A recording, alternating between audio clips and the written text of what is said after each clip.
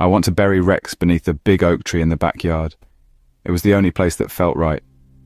We used to sit there at night, him chewing a stick, me sipping a brew, both of us watching the sun spill orange across the treetops. He was 12, old for a sheepdog mutt. His back legs had gotten weak and the vet said there wasn't much left to do. I stayed with him on that cold steel table until his eyes stopped seeing me. It shattered me. The house got way too quiet after that, too still. I kept waiting to hear his tags jingling, his claws tapping across the floor. But there was only silence. My routine fell apart. I stopped shaving, barely ate, started sleeping on the couch just to avoid the empty spot at the foot of my bed. That was 6 days ago. The scratching started on the 7th. It was just past midnight, windy. I was exhausted, dozing in front of some late-night TV. At first, I thought it was a branch, but then it came again. Scratch, scratch, scratch at the back door. A slow, steady rhythm, purposeful, familiar, like how Rex used to paw at the door when he wanted to come in. I froze. My heart was pounding so loud it drowned out the TV. I told myself it was just an animal, probably a stray cat. But when I opened the door, the breath caught in my throat.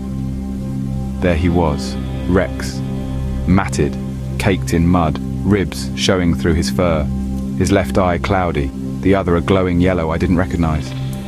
But it was him, that bent ear, that crooked tail, and he was wagging it.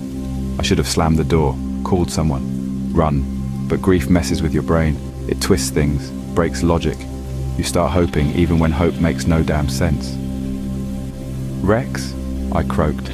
He let out a soft bark, the kind he used to make when he wanted me to throw the ball. I stepped aside. He trotted in. I didn't sleep that night. I just sat across from him in the living room, watching. He didn't eat, didn't drink, didn't lie down, just sat there staring at me, tongue out, smiling. But dogs don't smile like that. Around 3 a.m., I dozed off on the couch. When I opened my eyes, Rex was right next to me, too close. His face was inches from mine, eyes wide open, mouth stretched back in that grotesque grin. Then in a voice that wasn't his, but came from his throat, he whispered, "Thanks for letting me in." I jumped off the couch, heart slamming against my ribs. Rex, or whatever the hell it was, just sat there, tail slowly thumping the floor. I'm dreaming, I told myself. This is grief, just grief. A breakdown, that's all. But that whisper had cut through the fog like a blade. It was too clear, too real. I stumbled into the kitchen, grabbed the biggest knife I could find, spun around, and he was gone. No paw prints, no fur on the couch, no smell, like he'd never been there at all. I didn't sleep the next night, or the one after that. But every night, at exactly midnight, I heard the scratching at the door again. Same rhythm, same soft bark when I didn't answer. Then silence. On the third night, I waited by the door, knife in hand, no intention of opening it. But I still heard his voice, this time from inside the walls. "You let me in once." I punched a hole in the drywall, trying to find the source. Nothing.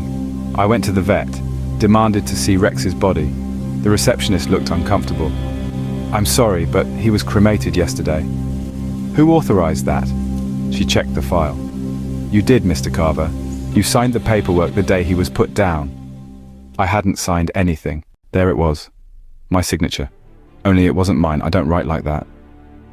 That's when I started locking every door, every window. I salted the thresholds, burned sage, holy water. Everything I could find online, no matter how insane it sounded. The scratching didn't stop. But now it came from different doors, the closet, the attic. Once, even from under the bed. Every night. Always at midnight.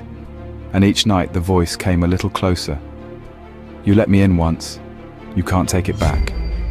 On the 5th night, I woke up with him sitting on my chest. He was heavier than he should have been. Eyes like molten gold, his jaw hung open, tongue dripping black. I couldn't move. His mouth stretched wider than any dog's ever could, far too wide, and he spoke again. "You called me back, begged for me. I'm yours now." Then he leaned in until his teeth brushed my cheek. "Forever." I blacked out. The next morning, I tried to leave. I packed a bag, got in my van, and drove until the low fuel light came on. Every road looped back, every single one. The signs changed, but I always ended up on Ashcroft Lane, my street. The sun never moved in the sky. The dashboard clock stayed frozen at 11:59. I stopped at the gas station at the end of the street. It was boarded up, covered in dust. The lights inside flickered, but no one was there. On my way out, I saw the posters. Missing pets, dozens of them, eyes scratched out, smiles twisted. Some of them looked like they were still smiling after death. When I got back home, the front door was wide open. Rex was waiting inside. He wasn't pretending anymore. His mouth was stretched into a silent scream of a grin far too wide.